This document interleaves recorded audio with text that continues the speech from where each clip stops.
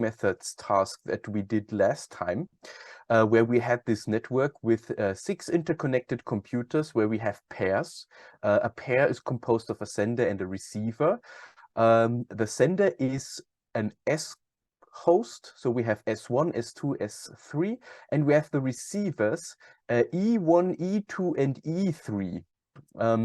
And S1 is sending a certain amount of data to E1 according to this network topology. So we have 2 switches involved here. One switch connects all the senders together and one switch connects all the receivers together. So we basically have 2 network segments that are separated and interconnected using a switch. And these switches are connected, and this is a shared connection where we do multiplexing if we are using packet switching, or if we're using circuit switching, then this would be a communication channel that is dedicated for a pair, so reserved and used exclusively in the transmission between one pair. And we had this EPSOC scenario where we transmit this 250 megabytes between these pairs, SI and E index I, and we were interested in the waiting times, if you remember.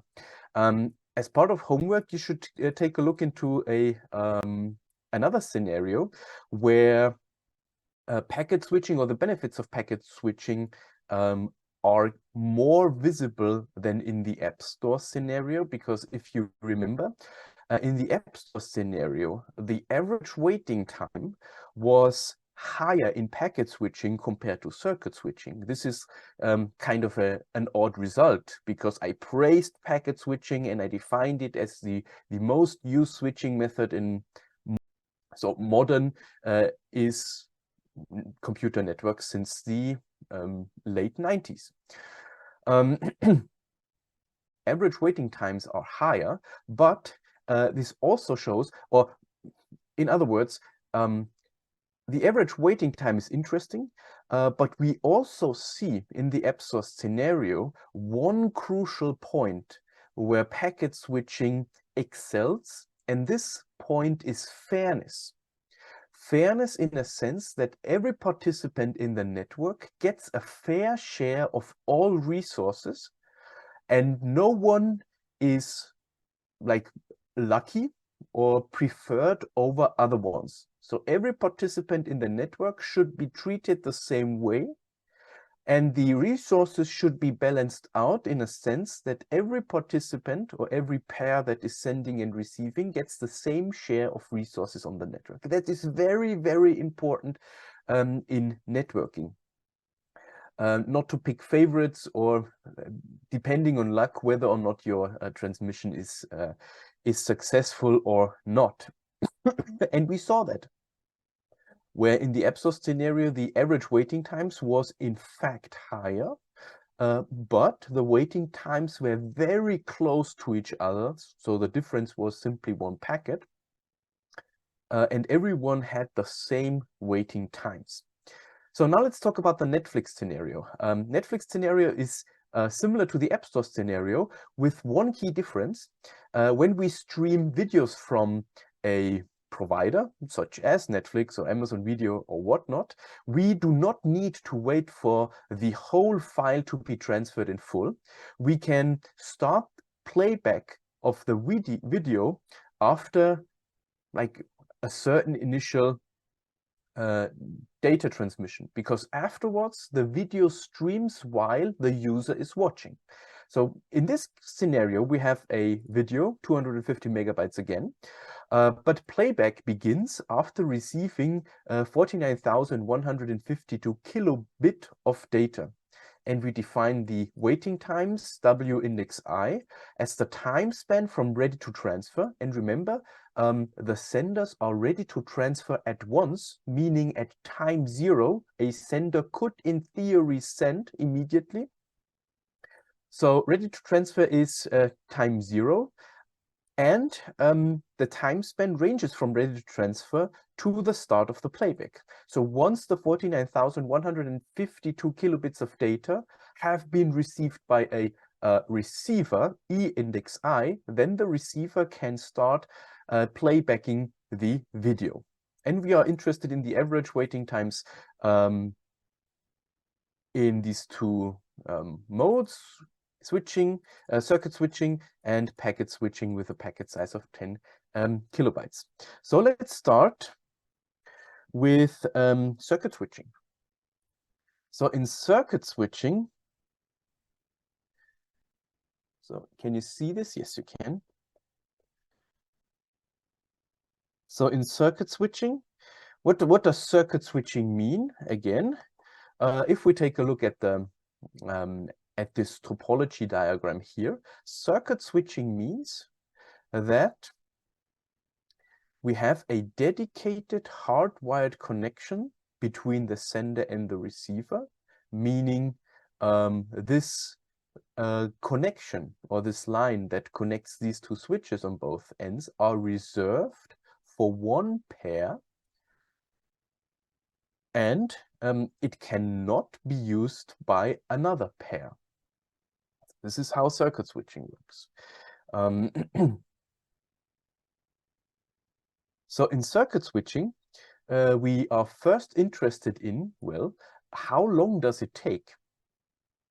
Because we are interested in waiting times. So how long does it take to transfer this 49,152 kilobits? And this is 49,152 kilobits over our bandwidth, and the bandwidth is 100 megabits per second. And now we have different units in the numerator and the denominator. Well, we can express the 49,152 kilobits in megabits, or we can express the 100 megabits in kilobits.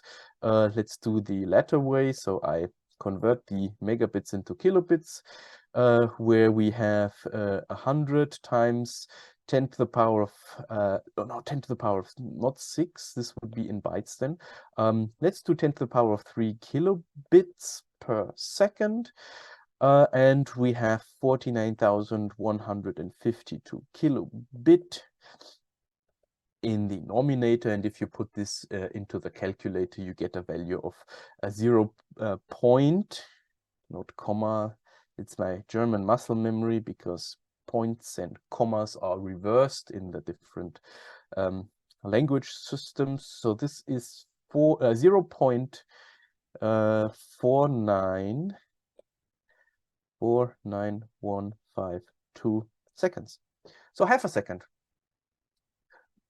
Roughly half a second is the waiting time of W1. So what is the waiting time of W2? This is a little bit tricky, because W2 is the waiting time of the sender being ready to transfer until the receiver 2 starting with the playback. And this is in fact 20 seconds plus W1. And this equals 20.49152 seconds. So the question is, why this is 20.49 something seconds? Well, we are using circuit switching, meaning that the pair S2 to E2 can only start transmitting once the first pair has concluded the transfer. And concluding the transfer, meaning that the first pair had transmitted the video in full. And we know from last time that this takes 20 seconds. So 20 seconds is the time for the whole 250 megabytes to be transferred. And then we need to add the 0.49152 seconds onto this 20 seconds, because this is the time that we need for 49,152 kilobits.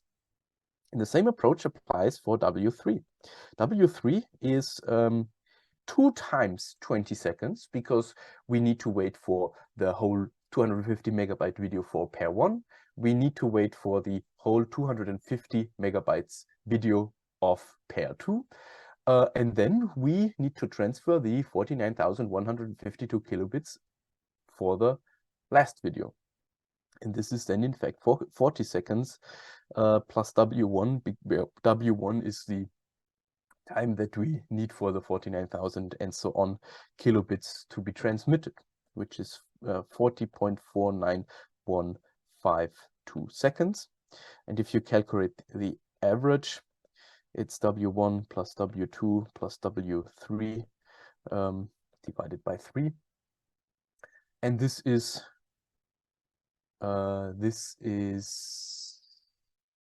not 40, but this is 20.49152 seconds. So this is the result for circuit switching.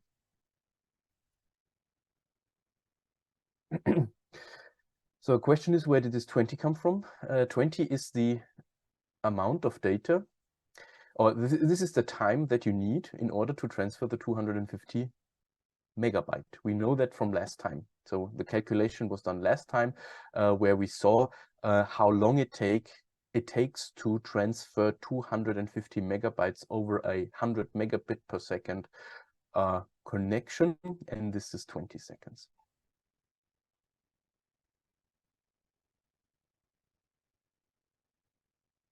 Okay, then let's do packet switching.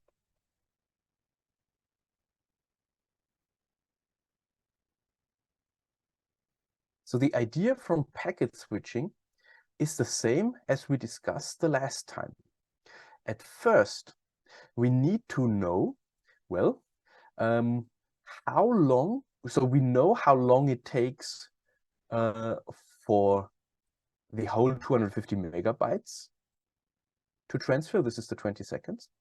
But in packet switching, we do round robin, sending one packet after the other for the respective pairs. So the first packet of pair 1, first packet of pair 2, first packet of pair 3, second packet of pair 1, second packet of pair 2, second packet of pair 3, third packet of pair 1, and so on and so forth. So the question is here, the video starts after 49,152 kilobits of data. How many packets are 49,152 kilobit? And the number of packets is, well, it's 49,152 kilobit over the packet size. The packet size is 10 kilobyte. Then we have bits and bytes. In fact, we need to round up. So I will add the Gauss brackets here. And what am I doing? 49,152 kilobits over 80 kilobit, because the conversion factor between bits and bytes is 8. We round that up. We need to round up because what you get is a fraction, right? So it's so the result here is 615. If you put into the calculator, well, let's do this real quick. The 49,152 divided by 80, you see it right here. It's 614.4. So 614 packets. If you transmit 614 packets, this is not enough. Some last bits of data are missing. So you need to round up in order to have at least 49,152 packets delivered. Because if you deliver 614 packets and we have a packet size of 80 bits, this would be then 49,120, which is less than our required 49,152. So we need, in fact, send 615 packets, which is 49,200, which is a bigger number. It's greater than our required 49,152. So the number of the packets that we need to transmit for every pair in order to start the video is 614. This is an important intermediate result. So we need to transmit 614 packets. And the idea how we calculate the time it requires for the 615th packet arrive is the same as we discussed the last time. So for W1, what we need to do is we need to distribute like all the cycles except for the one. So the cycles meaning the packets for 1, 2, 3, 1, 2, 3, 1, 2, 3. We do this 614 times, which is 3 times 614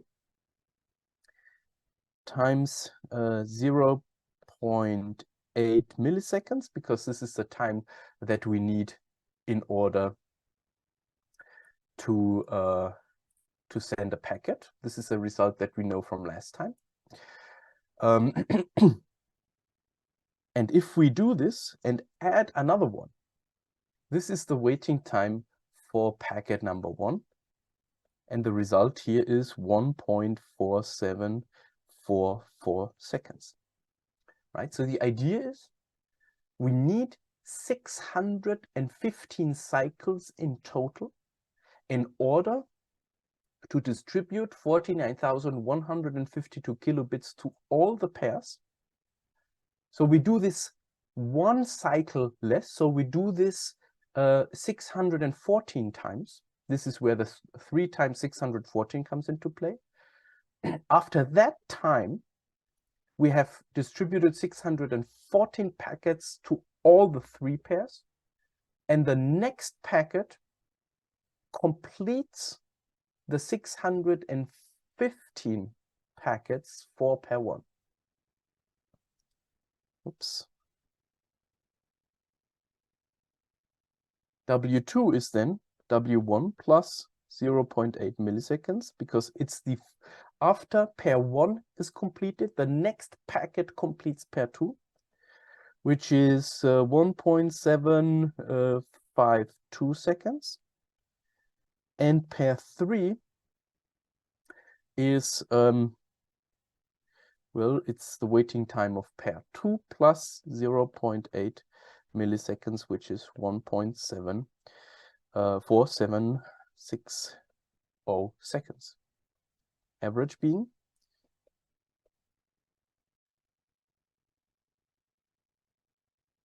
plus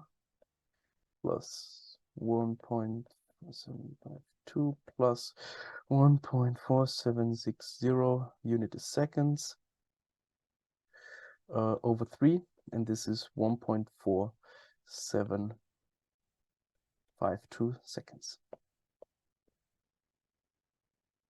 Our end result.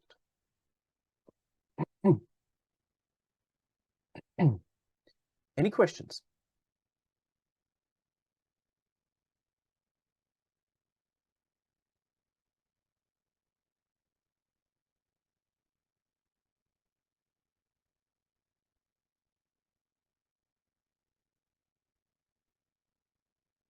Everything is clear. Perfect. Then let's dive into our current topic, which is data transfer and reference models. As far as my notes are correct, we stopped at service models. So service models is, so after we have done switching methods. So switching method was the hardest part of the whole chapter. So in service models, it's just communication patterns and 2 basic models how we can exchange data. So and the communication patterns are one-way, request response, and publish subscribe.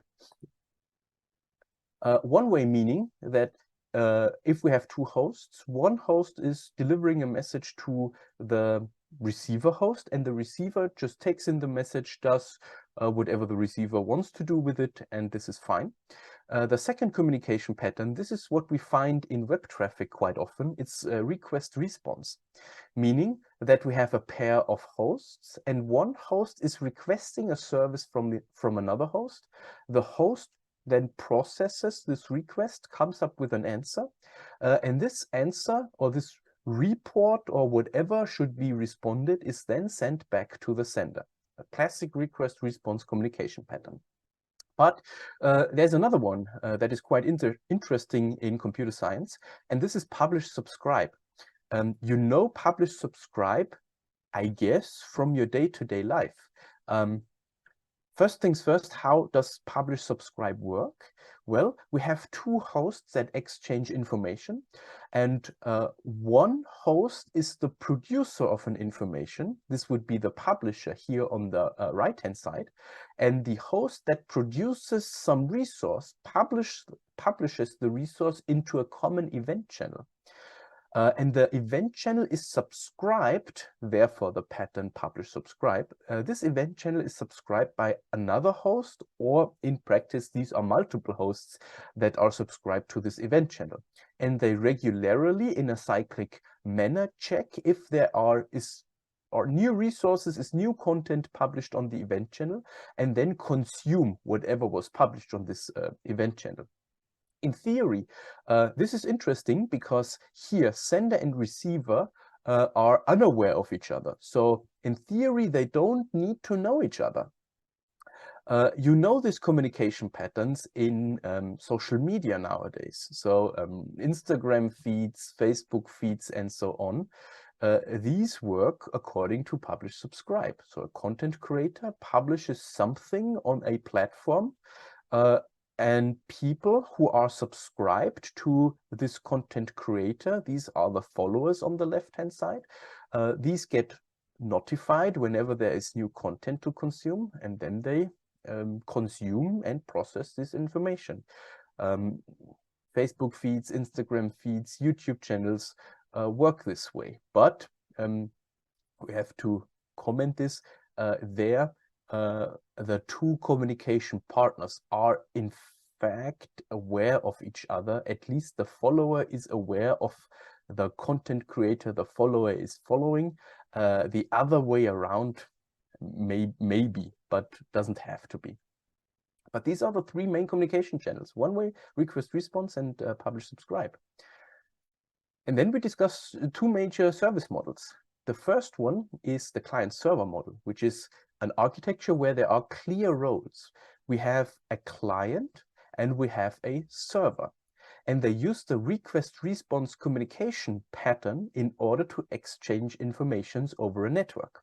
So a client requests something, and this request is sent over the network. This request arrives at the server processes this request, and whatever was requested is then responded over the network again to the client. Oftentimes we assume that clients and servers are hosts. If we are 100% technically correct, the clients as well as the servers are programs/processes that run on the hosts, because one client can, or one host can have multiple clients to multiple servers, and on the server side the same. So one physical host, one computer machine, can run several servers to serve different purposes. So we actually refer to the programs that running on these hosts that do this message exchange. The peer-to-peer model, on the other hand, is a architecture where this clear role definition, or where this role definition is not clear. There are no dedicated clients and there are no dedicated servers.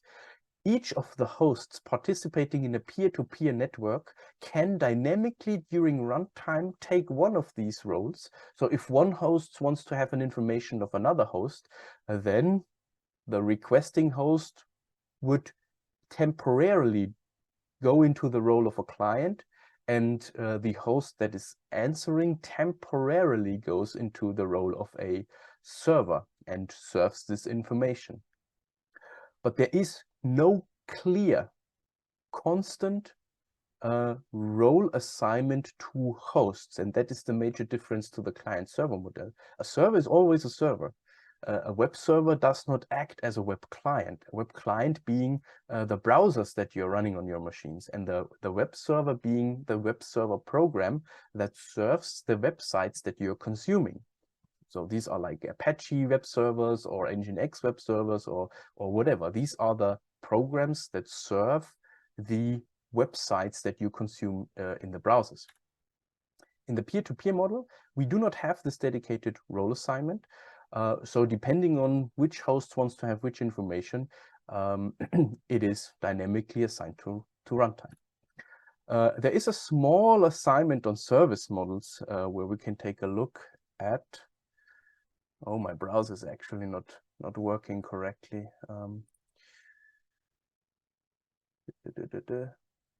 Let me switch over to this. Unfortunately, my Firefox isn't working with my two-factor authentication.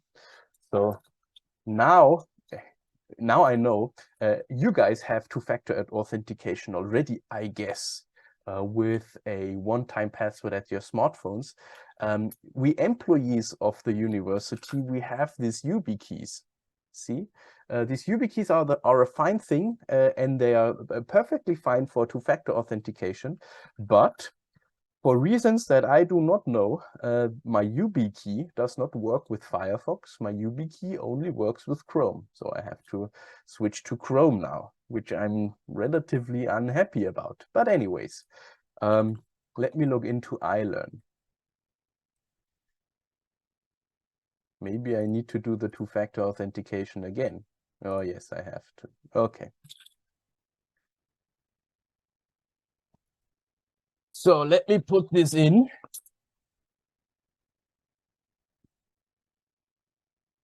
The pin is...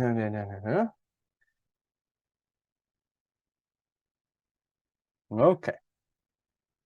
Oh, this is not the correct course. This is the correct course. A small task to service models. So let's do not 4 use cases, but let's do 3 use cases. I can give you, or there's already an answer in chat. Perfect. So we can pick. No, it's just the task description. So client server, we should research 4 use cases for the client server model, and we should research 2 use cases for the peer-to-peer model. Let's do 2 and 2 in class, and you think about at home what would be other use cases. I give you like a head start in the client server use cases. Web browsing, as said before, is a classic client server use case where the browser that we are looking to right now is the client, and the web server answering with the documents that are rendered in the browser. Does anyone know another use case for the client server model?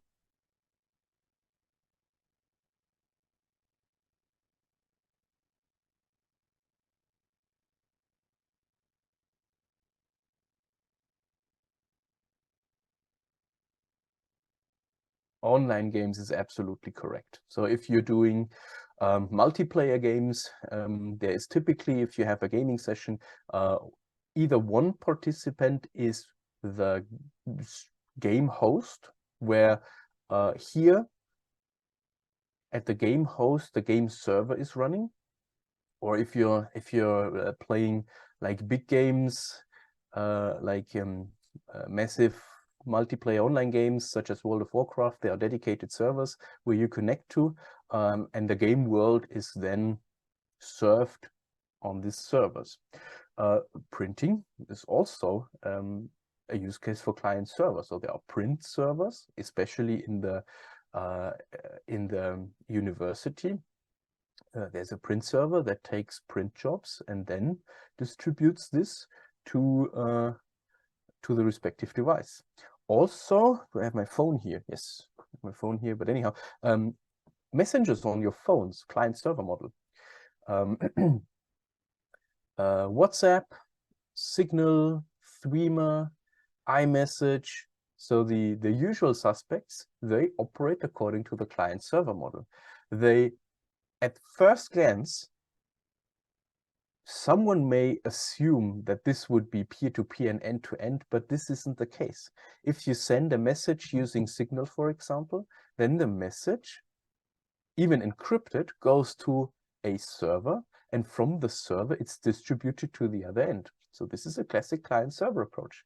Google Drive or major clouds, Nextcloud, Google Drive, OneDrive, and so on, also client-server, because there is this clear role where you have a client and where you have a server. And you see there are plenty of more use cases. So client-server is the dominant service model that we have in networking. So if you're developing a service that is based on a network, then most probably, it depends, right? But most probably you would follow a client-server architecture where you develop a server, where you develop a client. These two are communicating with each other using the communication pattern of request-response. Does anyone know a use case for peer-to-peer? Yeah, the classic one, file sharing. There is a pretty prominent file sharing protocol with the torrent protocol. It's actually called BitTorrent, I guess. BitTorrent, yes. So this is a file sharing protocol where you can exchange files using a peer-to-peer network. So there is no dedicated server where you download parts of the files from. So this is one big collective where you get the parts of one file from the whole peer-to-peer network. So maybe you get part 1 from host A, you get part 2 from host B, and so on and so forth. And there is, well, the idea is that the whole file is distributed over the hosts of a peer-to-peer network, and whatever host has enough capacity free, you get parts of the file. If you want to distribute the file among the peer-to-peer network, that you can get parts of the file from the peers that are participating into it. Tor, Tor, I mean, Tor is decentral, but Tor has dedicated client-server roles, right? So the Tor network, Tornet, can I get a picture of that? Yeah, well, here's in some sense. So you have this Tor nodes, and some serve as entry points, some serve as exit points, and the others are like just regular participants. I don't know, but so I'm not super into the Tor network, but the entry and the exit points need to be defined prior of the network, right? So just regular nodes, if you participate in the Tor network, you cannot be an entry or an exit point, right? So based on the assumption that you dedicatedly need to assign entry and exit points, then we have this clear role. So it all boils down to, do we have clear roles? Do we have a differentiation between a client and a server? If so, then this would be a client-server architecture. Otherwise, it would be, if this role is not clear, then it's peer-to-peer. So I assume that Tor would be a client-server model. Zoom is definitely a client-server model. Well, Zoom was a big discussion in Corona times because of data security and data protection. So Zoom is client-server. We all are connected to a Zoom server, and I'm sending to the Zoom server my video stream, and the Zoom server then distributes the video stream to you clients. So Zoom is peer-to-peer. Voice over IP is peer-to-peer. Zoom is client server, and also voice over IP is client server because it's handled by a voice over IP server of your internet service provider. So if your internet service provider gives you access to voice over IP, then the traffic is handled by the voice over IP server. Banking system is client server because you connect to your bank server. The bank server handles your request. It's basically web-based. But all these examples are client server. Bitcoin. Bitcoin is in fact a system. So to be more general, blockchains and cryptocurrency is based on blockchains. Cryptocurrency works according to peer-to-peer, right? So there is no dedicated server where the blockchain is handled. So every participant in a blockchain network has some version of the blockchain, and the whole collective, the whole swarm, decides on what is valid in the blockchain, true or false. So blockchain or cryptocurrency, an application of blockchain, would be in fact a peer-to-peer service model. Okay.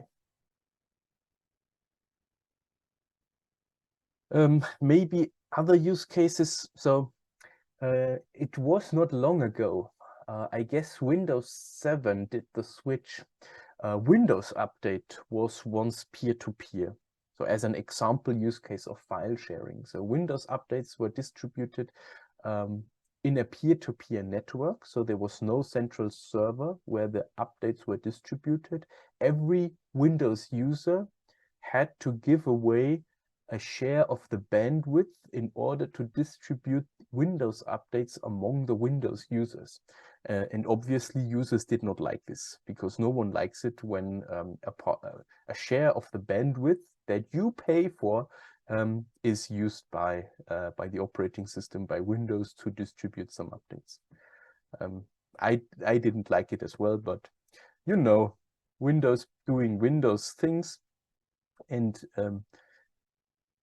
as us computer scientists, you should take a look into like the Linux operating system, because it's so superior compared to other operating systems. But we had this discussion, and I won't delve into this discussion again.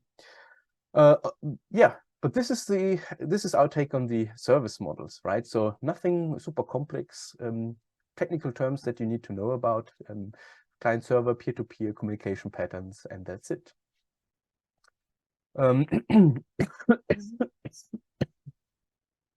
Let's talk about protocols. What we are doing now is we're leaving like the data transfer part of this series, and we take a look at reference models right now. But before we can take a look at actual reference models, we need to introduce the term of a protocol. So what is a protocol? It's ambiguous. So there's a written document over a meeting, for example, like a meeting protocol. But what we as computer scientists, especially computers, understand as a protocol is something that these tasks have in common, like ordering a pizza, checking emails, asking a stranger for the time. Basically, these conversations follow certain rules. Rules meaning when you order a pizza, you call the pizza service answers the call, then the communication partner greets you and wants to have your order, then you exchange whatever you want to order. Don't order a pineapple pizza, because this is a punishable offense in Italy. And then once the order is placed, you say your farewells and you're waiting for the pizza, right? Checking emails, you log in, you read the emails, you log out. Asking a stranger for the time, well, you approach someone, you greet this someone, exchanging messages, and then you say your farewells. Basically, even if this is obvious for us humans, because for us it's unwritten law to greet someone and to say goodbye to someone if the conversation ends, this is structure. So we have three phases here. At first, we go into the greeting phase, so we make ourselves familiar. In the email example, this would be the login, where you say, well, hi, I'm this user, and this is my password. Can you authenticate me? And the email client then says yes or no. And then you do the message exchange, whatever messages you want to exchange. So checking the emails, reading 5 new emails, and so on. And then you say your farewells, where you log out, and which is acknowledged by a success. What you see here, by the way, it's a UML sequence diagram. So it's a structured and standardized diagram that you will, I guess, learn in detail in the next semester. So this is typically part of programming 2. But this diagram is read that these blue boxes are interaction partners, and time flows from top to bottom. These dashed lines are called lifelines, and between lifelines we have arrows, And these arrows represent messages that these interaction partners exchange. And arrows because it's directed. So if a user wants to log into an email client, well, the login credentials need to be passed from the user to the email client, which is represented by the top arrow here. So what I want to say is basically time flows from top to bottom, and this is in fact an actual standardized diagram to model / represent message exchange between interaction partners. And this brings us to the term of a protocol. So what is a protocol? It's a rule set, basically, how we communicate. And in this rule set, we define which rules are acceptable, in which format we exchange messages, in which order we exchange messages, and what we do after we receive that message. So format, order, and action. These are the three important aspects of a protocol. This is the set of rules. Basically how, when, and which messages are exchanged between two interaction partners. And for us persons, it's unwritten law, how we communicate with other persons. So it's like a pirate codex. We humans know how to communicate with each other, but computers are no pirates and are no humans. So you need to tell computers exactly how, when, and which messages are exchanged. So computers need a formalization. And without a clear formalization, computers are unable to communicate with each other. So protocols control how the message exchange works. And we differentiate protocols in two main categories. The first category is a connection-oriented protocol or connection-oriented communication. Connection orientation means that you establish a connection or like a session around the conversation of two communication partners. And this establishes a context. And this context can be used in order to like conduct the conversation. And what this context, or why this context is sometimes required and special, is because you can refer to information of the past in context of a conversation. So it's basically the three phases that we saw before. We have a greeting, we exchange messages, and then we say goodbye. And when we conduct a conversation, as humans, human conversation is always connection oriented because we have these three phases. And also when humans talk to each other, so if you call a friend, for example, the phone call is the exact context that I'm talking about. And you can remember informations from like the early seconds / minutes of your conversation, even if your phone call lasts hours, for example. So you remember, you are able to remember what has been said before in a conversation. And this is special to connection-oriented protocols, establishing a context, reserving resources like the phone call, and being able to refer to information from the past. On the other hand, we have connectionless protocols as well. These are spontaneous, isolated data exchange. And this can be uncomplicated, but also inflexible. Whenever we are talking about engineering disciplines, we always aim for the simplest and most uncomplicated solution for our task at hand. So if we do not need a context, or if we do not need to reserve any resources, then we can refer, or then we can use connectionless protocols, because then we don't need to establish this context. We will see this when we're talking about examples. Because one protocol, I will say it, one protocol that we will talk about in depth is the IP protocol. So where the IP addresses are coming from. The IP protocol is actually connectionless. People don't know that. but the IP protocol is connectionless. But if you say, oh, well, we have connections between hosts and we need to connect to a web server and such, the connection that comes in from connecting or establishing a connection between a client and a server, for example, this does not come from the IP protocol. This comes from the TCP protocol. The TCP protocol is connection-oriented, whereas the IP protocol is connectionless. Keep that in mind. And we will exactly see in TCP where the connection happens, and we will exactly see that there is no concept of a connection in the IP protocol. In terms of real-world use cases, a phone call would be a connection-oriented protocol, like a conversation, or even human conversation is connection-oriented. Parcel services, so postal system where a mail carrier drops you a letter in a mailbox, this would be connectionless because it's spontaneous, it's isolated. Well, the postman comes, drops a letter in your mailbox. That's it. There is no context, and there is no like chain of request responses where you take any informations from the past. No, you get a message delivered, period. Connection-oriented, connectionless. The second characteristics is reliability.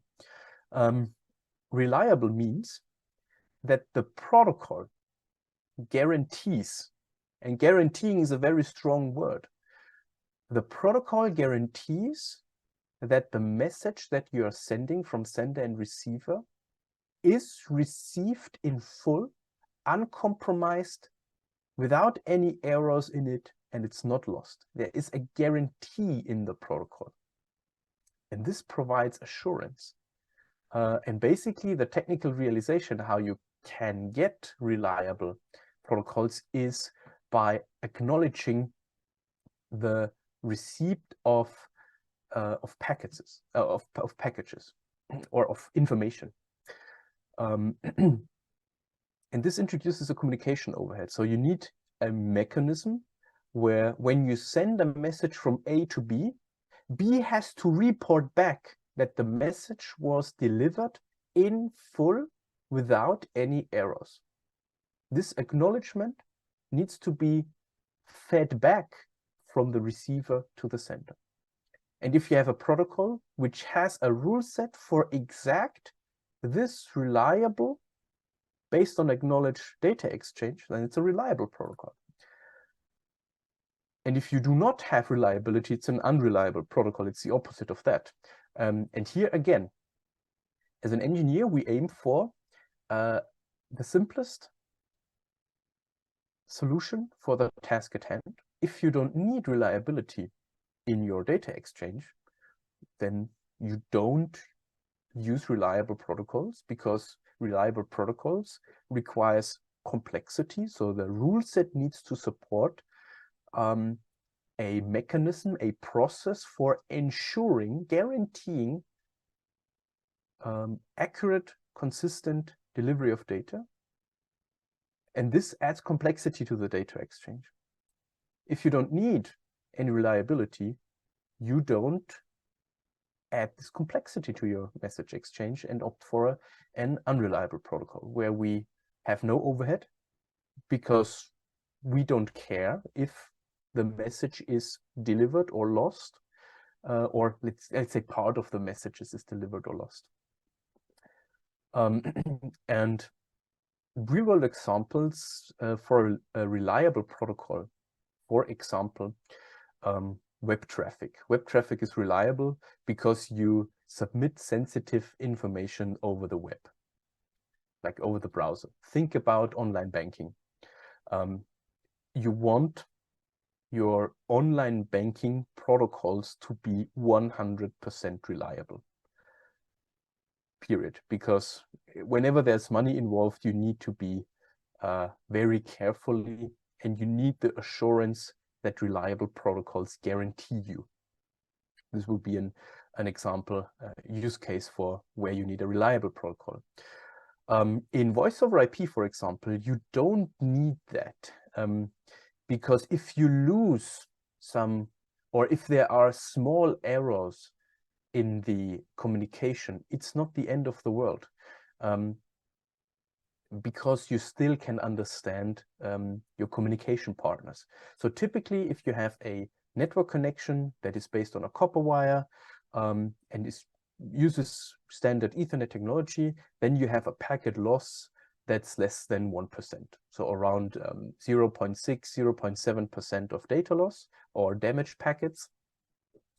And you can live with that in video streaming, and you can live with that in voice over IP. Because if you lose a packet out of 100 or out of 1,000, then you barely recognize as a user that there is something wrong. Maybe the quality of the voice is for a split second not as it should be. Or in a video, you get a little artifact in some corners that you barely notice in a frame. And this is the trade-off, right? So your video stream, if you want 100% performance and you don't need the reliability, then you use an unreliable protocol.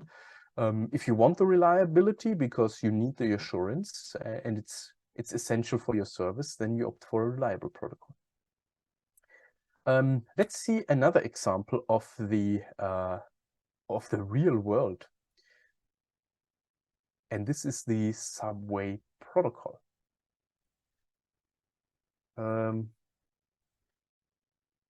Let's see the subway protocol.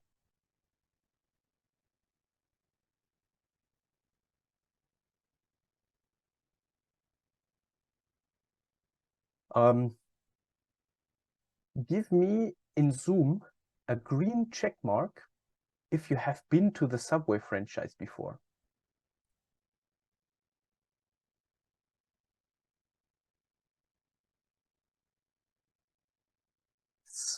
Some.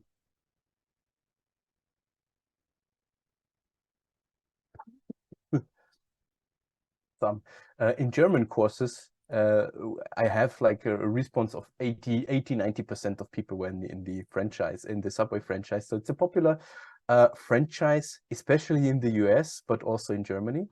Let me Google Subway franchise real quick so you know what this is all about. Basically, Subway is a franchise for sandwiches.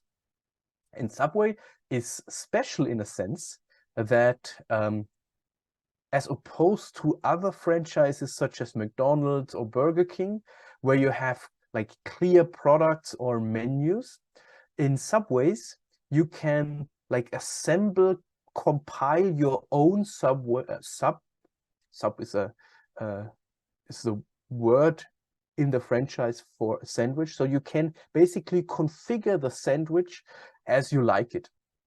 And this works as follows. Ordering at the Subway fast food franchise, we have a distinct protocol. At first, you get a warm greeting, and then you can select your like primary sandwich. So there's a chicken teriyaki, then there's an Italian B&T, there's turkey and ham, and there are other like base types of sandwiches that you can order. But then you need to configure the bread, the cheese, the veggies, and the seasoning on top of your base sandwich. So subsequently, you first choose your bread. You can choose the Italian bread. You can choose the wheat. You can do a honey and oat bread, and so on. Then you choose the cheese. You have the option of cheddar cheese, sliced cheese, cream cheese, and whatnot. Then vegetables like lettuce, cucumbers, tomatoes, onions, jalapenos, whatever. And then you can opt for a sauce. A chipotle sauce is my favorite sauce. You can have a onion mustard sauce, barbecue sauce. Then you can select seasonings such as salt and pepper, and so on. So it's basically like a production line. So you start at one end, and then you are asked like these configuration parameters in a production line, and at the end of the day, or at the end of the line, you have your configuration of your sandwich. Then an employee will build this sandwich, you pay, and then you can leave the restaurants if you order takeaway, or you can eat in the restaurant as well. So this is the sandwich subway protocol. Question. So in Zoom, let's do this reaction based. I give you a minute to think if this is connection oriented or connectionless. Connection oriented is the coffee emote, and connectionless would be the red cross emote.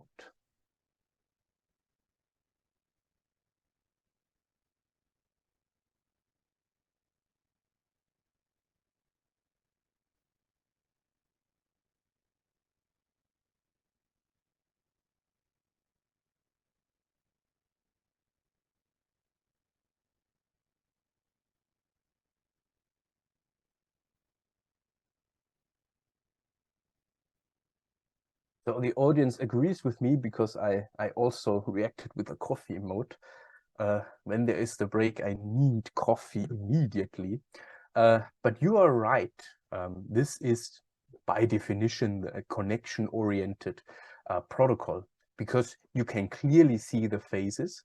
You're greeted and you say your farewells, where you like the last phase can be seen as the payment. So this concludes the conversation, and then you can go your way. So payment and greeting, these are the first two phases, and then you clearly see how this context is established, because this context, like this session, is required, where you choose all your like Subway sandwich configuration, and you need the information from the past when it comes to payment, because you pay what you selected.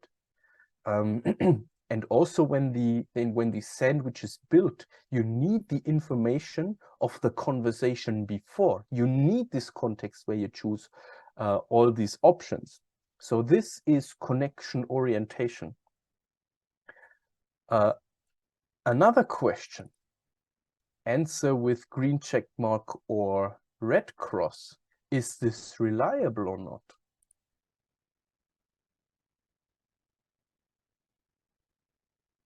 So reliability means green, not reliable means red.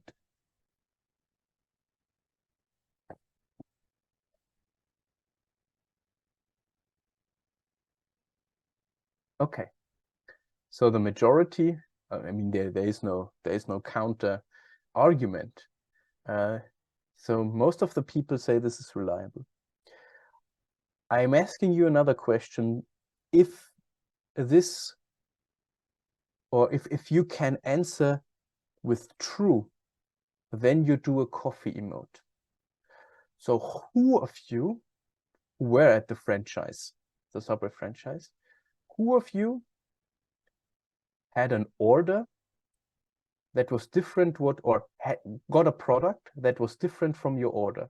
Like the sauce was mixed up, seasoning was mixed up, and so on. Did this happen to you?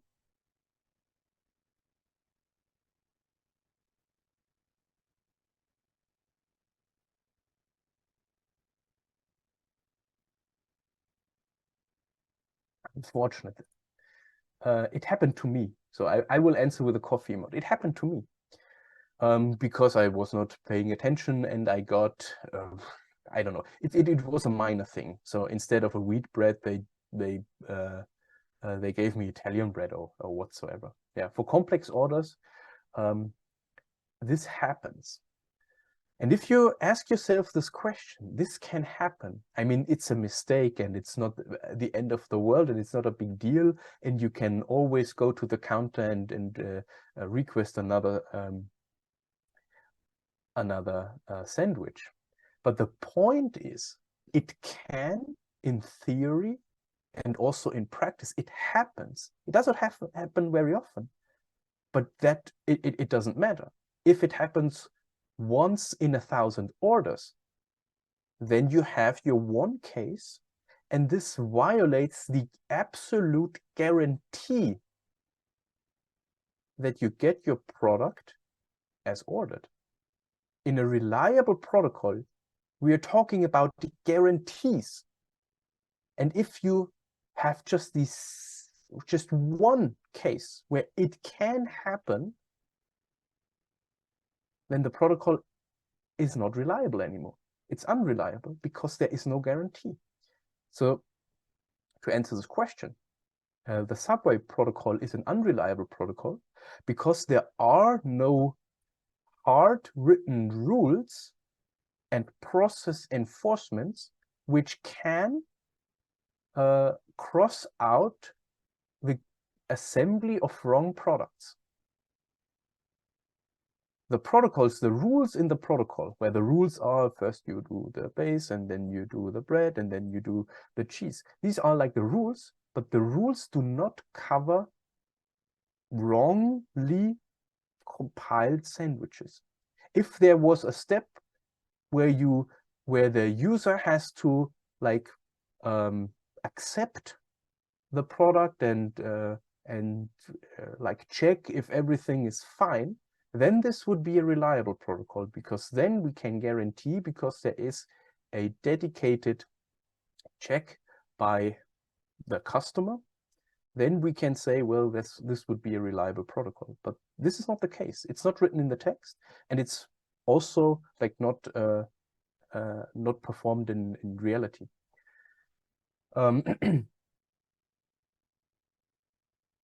Yeah, well, all protocols where human service is involved are basically unreliable because mistakes can happen. Mistakes can happen, period. But for computers, we can have this reliability. Yeah, we can have this reliability. We can have this reliability because we have methods for detecting if a message is compromised, and we have methods for handling message loss, and we have protocols for that. Yeah, but well, it depends on the protocol. So a human factor is always an error. But if you order at McDonald's, for example, if the protocol where this ordering process is clearly defined, if the protocol says that you need to, when you get your product, that you need to check and positively accept this product, then the protocol would have a component in it that establishes reliability, because every product is double checked by the customer, and if it's accepted, it's fine, right? And this way, the protocols has reliability components in them, and like in theory, they guarantee you that no wrong product goes out of the restaurant, because it's always double checked, but human error being human error. And also if some bad player is involved, so if players lie, for example, so if a host says, well, I have got this packet, and gets back with an acknowledgement to the sender, but in reality this did not happen, then obviously this would be a problem as well.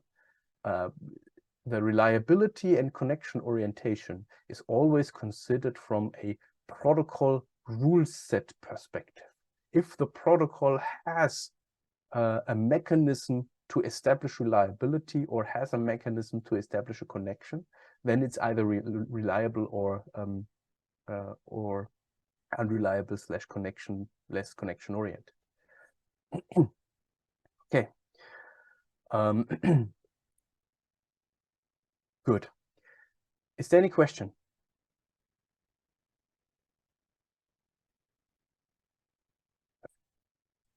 Then let's proceed to the reference models.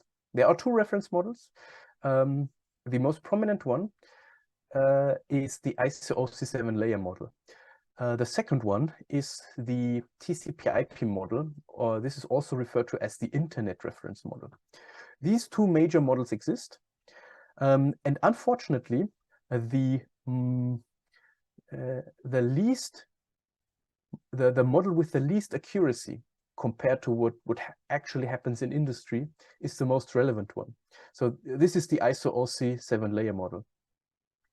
The 7-layer model is the most relevant model in network discussions, in network literature. Everyone refers to the layers of the ISO-OC 7-layer model. But in reality, the TCP/IP model is closer to what happens technically in the network than the ISO-OC 7-layer model. So we have to talk about both. And we start with the ISO-OC 7-layer model. In general, a layer model is an architectural style where you encapsulate roles/functionality and you stack them up in the form of layers. Computer scientists love layers. You have layer models all around computer science because computer scientists like to work with encapsulation. Computer scientists love modularity, and with a layer model, you just stack up the layers, stack up the modules, where each module does one specific task and is, in theory, independent of the other modules. If you stack them together, then you get a perfect, fine layer model. And network communication is based on layering. And what we layer together are multiple protocols. So network communication, this is a very important point. Network communication is not based using one definitive protocol. We are using multiple protocols. In the ISO-OC 7-layer model, we are employing, in fact, 6 layers, because the bottom layer does not have any protocol. But all the others, except for the bottom layer, these layers hold different protocols, and each protocol does its own task, has its own purpose, adds its own value to the whole network communication. So each layer is implemented by a protocol. We stack these protocols together, so we get a protocol stack. And the data that we send and receive between 2 processes on 2 hosts, they pass this layer. When you send, you pass then from top to bottom. If you're receiving, you pass this layer from bottom to top. And this diagram, don't be afraid, it's not as complex as it looks. This diagram is a representation of the ISO-OC 7-layer model. We have the layer stacks here. So host A is a sender, host B is a receiver, and the 7 layers we have here. The 7 layers are application, presentation, session, transport, network, data link, physical layer. And each of these layers do a certain thing. For example, the physical layer is the layer that transmits the actual signal, depending on the transmission medium. If we have a copper wire, then the physical layer will modulate an electrical signal onto the copper wire. If we have fiber optics, for example, the physical layer would encode bits in the form of light on, light off, and modulate this light signal onto the transmission medium. Or if you have Wi-Fi, for example, the physical layer then creates the radio waves that are transferred from host A to host B. This would be an example for the physical layer. And every layer has one of the layer-specific purposes and tasks. And each layer, except for the physical layer, adds layer-specific information to the actual data that we want to transmit. So the blue box here, this is the actual data. So here in the middle, this is the data that we want to transmit.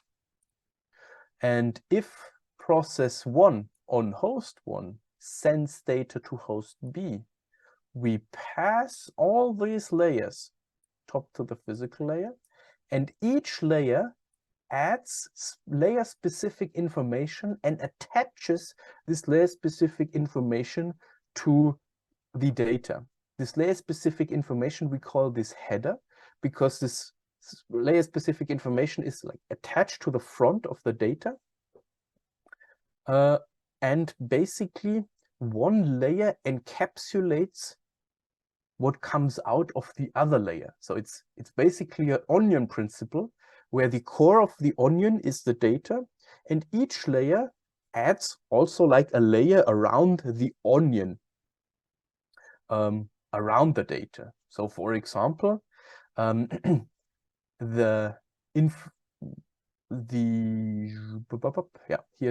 the transport layer information, which is the actual payload data. So payload is the name of the data that we want to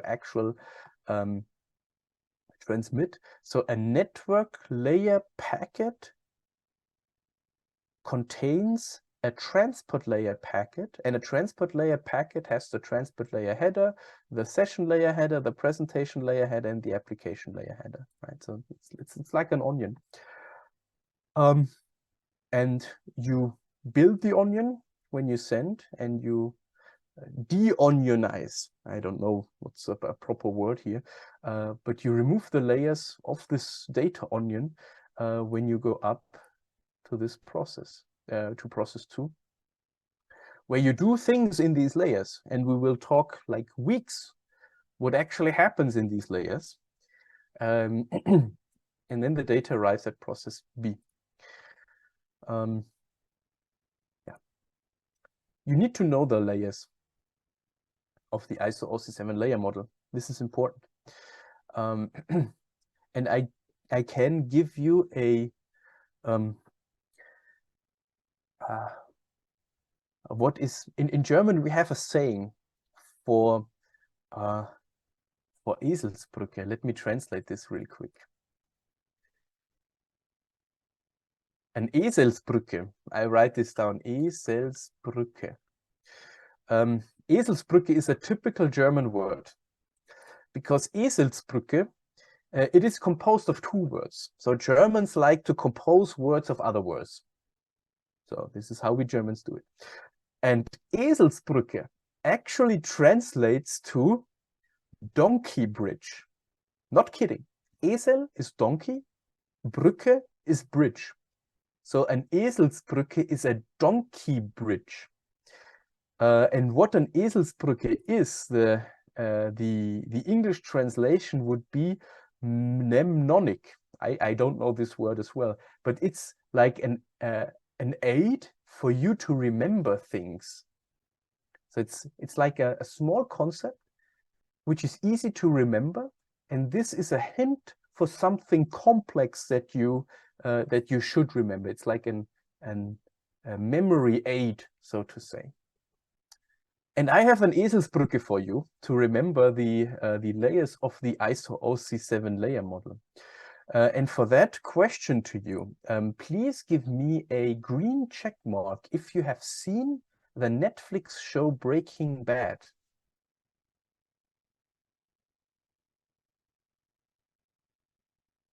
I have seen it. Best show ever. Yeah, I agree. Really good.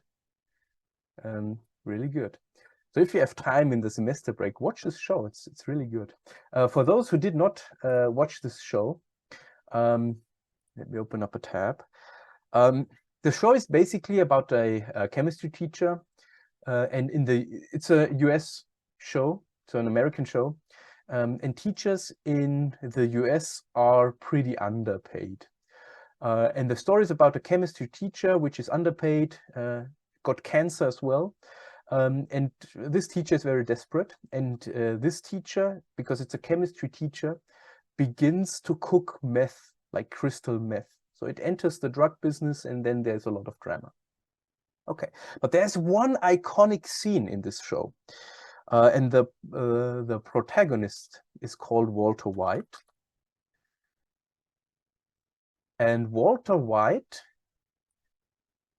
throws a pizza on the roof. Walter White pizza. Give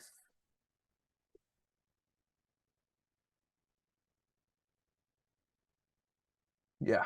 Hopefully it's you can see this. So this is the drug lord. This is Walter White. And in this scene, spoiler. No, I won't spoiler. In one scene, he brings a pizza at home, and the conversation did not go as planned. So he leaves the house in an angry way and throws the pizza onto the roof. So this is what you remember. Actually, the house exists. So the house is in Albuquerque, in New Mexico, in the US. Walter White, by the way.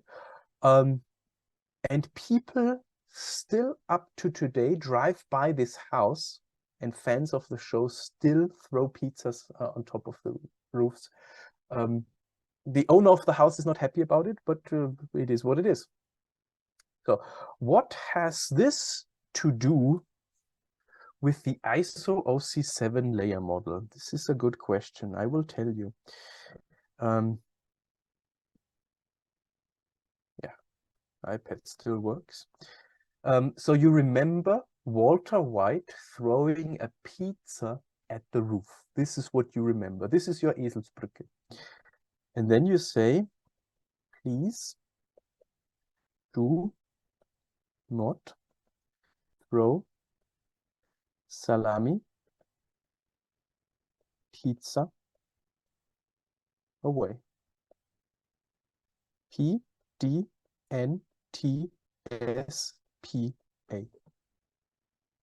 Because these are the layers of the 7 layers of the ISO-OC model in correct order. Physical, data link, network, transport, session, presentation, application. This is the way how you remember it. Please do not throw salami pizza away. And if you ask you, I will definitely ask in some extent something about the reference models. Like typical question is, please state the 7 layers of the ISO-OC model in correct order, descending. Then you know descending is application, presentation, session, transport, network, data link, physical. Ascending would be physical, data link, network, transport, session, presentation, application. This is how you remember it. And these are then easy points for you to obtain in the exam. And you learned a new nice word, Eselsbrücke, donkey bridge. It's funny for me. Okay, so 7 layers. Each of the layers except for the physical one adds a header to the actual data. And from the perspective of the physical layer, because the physical layer does like the modulation of the electrical signal onto the copper wire, the physical layer gets like the actual payload plus the 6 headers from the other layers and transfers this over the network fabric. We will go through the layers as an overview. In the next couple of weeks, we will pick some core layers, key layers, and talk about protocols that operate in these layers. But for now, I will give you a brief overview what the layers do and what's the purpose of each layer. And we do this bottom up. So the bottom layer is the physical layer where, as said, modulation happens, like converting the bit stream that you get from the data link layer, or that you that you read from the transmission medium. If we go bottom up, then the bit stream comes from like the copper wire, and this is an electrical signal, and you need to convert the electrical signal into a bit stream if you demodulate or if you come bottom up. If you get a bit stream from the data link layer, then you modulate the bit stream into an electrical signal. So this works in both ways. Then bit synchronization.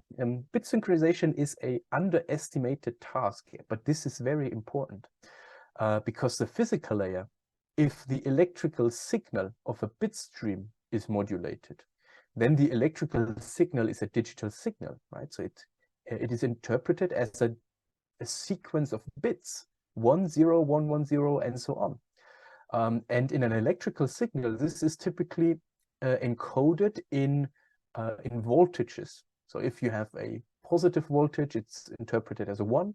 If it's a negative voltage, it's interpreted as a 0. But what's essential is, at which times do you make the measurements? When do you measure the electrical signal that is interpreted? And this is exactly bit synchronization. So both the sender and the receiver need to agree on a common clock, where we say at that particular point in time, you do the measurement and you interpret the value either as a 1 or a 0. So you need to have a common clock to interpret the signals correctly. And this is bit synchronization. It's the task where the physical layer is responsible for in order to either transmit a clock signal or to encode the clock in the electrical signal. There are multiple ways to do so, but it happens at the physical layer. Then data rate control, which regulates the frequency of the electrical signal, the number of bits transmitted per unit of time, which is basically the frequency of the electrical signal, which is in the megahertz range. I guess 300, 400, 500 megahertz is a typical frequency of the digital electrical signal over a copper wire. And this is the physical layer. One layer up is the data link layer. And depending in which direction or from which direction you encounter the data link layer protocols, you need to do the packetization process. If we go from bottom up, we get from the physical layer the interpreted electrical signal in the form of a bit stream, and the data link layer next has to do the packaging process. And in the data link layer, this packaging process is called framing. Packets is in fact an overarching term. Packets in the data link layer are called frames. Packets in the network layer are called datagrams. Packets in the transport layer are called segments. And there are no packets in the session presentation application layer, because the transport layer puts the packets to the message together, just the reassembly. But focusing on the data link layer. So data link layer is framing and also physical addressing. Physical addressing means identifying host pairs by a physical address. Maybe someone knows the term MAC address. MAC address would be a physical address of a communication. We have different kinds of addressing. We have physical addressing, we have local addressing, and we have service port addressing. Physical addressing means that we identify hosts on a subnet, so a network where you connect hosts together as a switch. So in one subnet, you can identify sender and receiver by a physical address. But a physical address cannot be used to address a host in a network of networks. So physical addressing works in a subnet, but over subnet or over multiple subnets, a physical address cannot be used. There we need a logical address, which is in the network layer. But a physical address is the address that we use inside a subnet to forward packets to receivers. Then error control is happening at the data link layer, detecting damaged or lost frames, and flow control. Flow control being the pace at which a sender is sending to a receiver. I don't know if we talked about it before, but in a network, like traffic jam can occur. So what you have in the street or in the road network as well. So if you're driving from Deckendorf to Munich on a Friday evening, then there will be a traffic jam because too many cars are using the roads. And the same concept applies for networking as well. So you can overwhelm certain devices in a network. We do not say this is a traffic jam. The technical term for overloading a device would be congestion. So network congestion is basically a traffic jam in the network. And in order to avoid it, we need flow control. So there needs to be a control mechanism where senders reduce the data rate, where they send data to the receiver and therefore not overwhelm a receiver by a too big of a data volume. Then last but not least, media access control controls how devices share the communication channel, because multiple streams, multiple protocol want to use the same network card. So for example, my web browser wants to communicate over the network card, and then Zoom wants to communicate over the network card, and so on. So multiple data flows / applications want to use the same communication channel. There needs to be an element of control who decides which data of which flow uses the communication channel at which time. It's called media access control, happens in the data link layer. And then we have the network layer. The network layer is tasked with routing. Routing meaning that this is an end-to-end path in a network of networks. So as a network composed of multiple subnetworks that are composed of subnets, and so on and so forth. So the concept of network being decomposed as smaller subnets is the way how we build very big networks such as the internet. And we saw, if you remember the example where sending a message from my computer to the Technical University of Munich, traveling through 9 or 10 subnets, then we need to decide which path we travel from source to destination to which subnets, because there can be something like traffic jam, there can be something like construction sites. So subnets may be down or a link may be broken. So you need to take all this into account when you do a routing decision, like forming the path from source to destination in a network of networks. And here logical addressing comes into play. As opposed to physical addressing, logical addressing is global, it's end-to-end. It uses addresses such as an IP address, and I guess many of you know what an IP address is. It's basically the address of a device on a network. And this address is global. So if you have an IP address in the internet, then independent of how many subnets this internet is composed of, an IP address is a unique identifier for a device in the network of networks.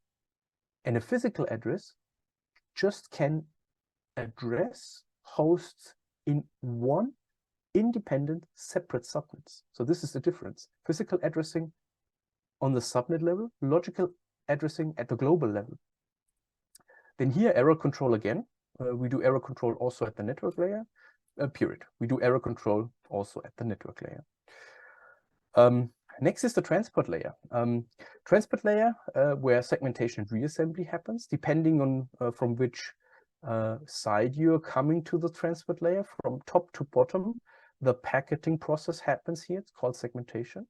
From bottom to top, we reassemble the message from the packets that we have created in the data link layer. So segmentation, reassembly.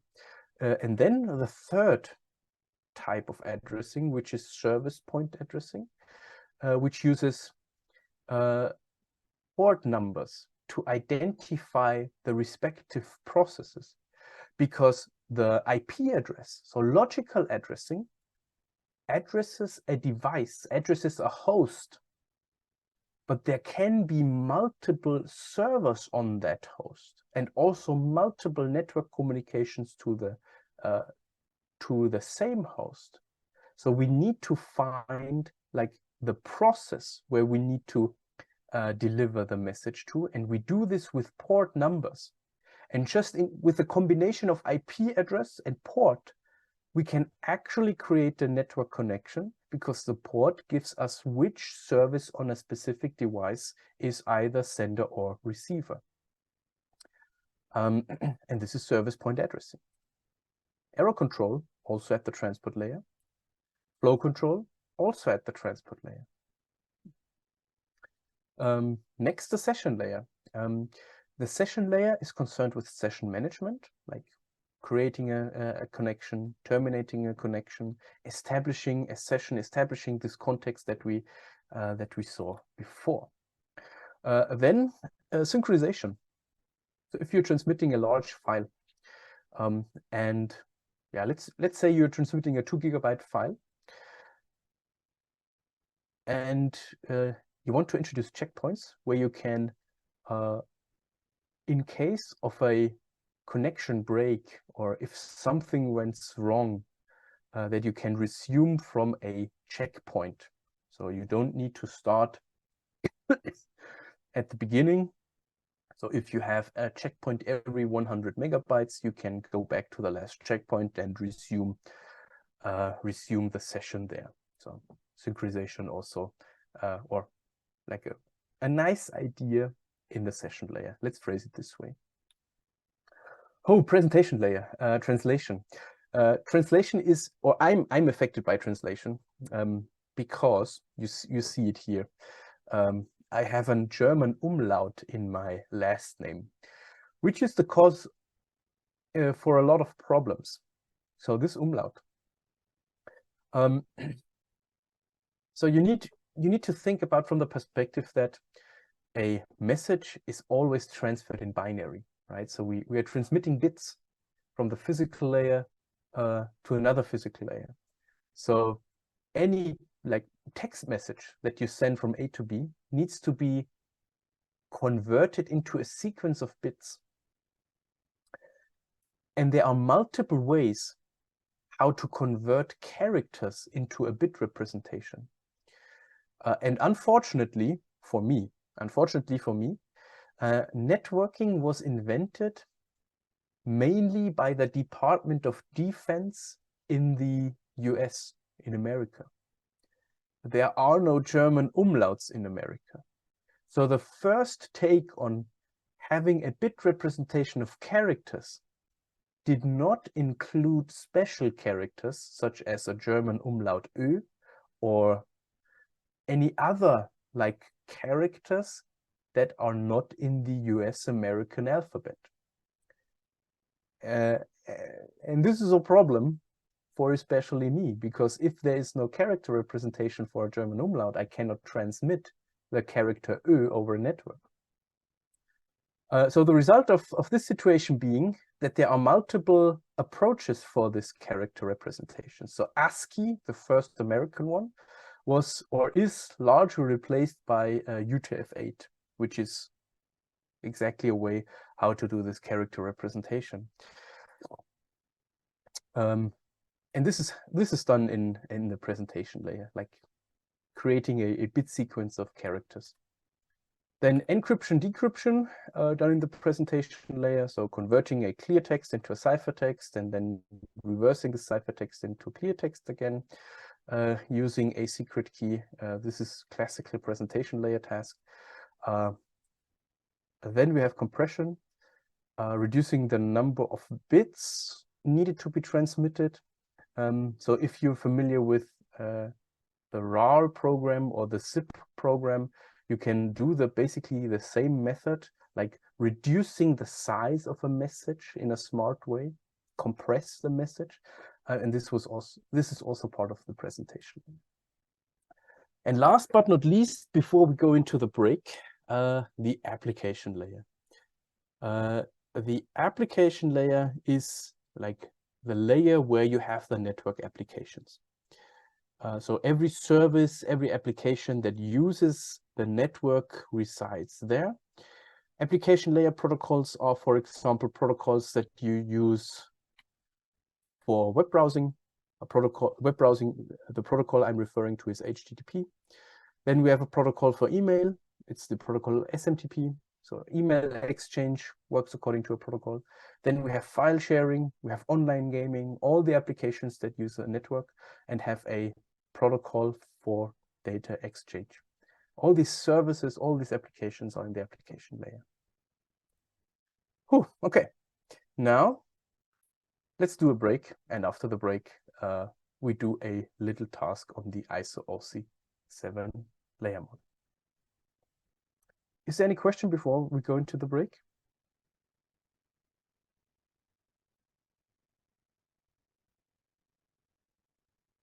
Okay, then we do a little extended break of 20 minutes because I have a task to do. So talk to you again in, yeah, let's do 20 minutes.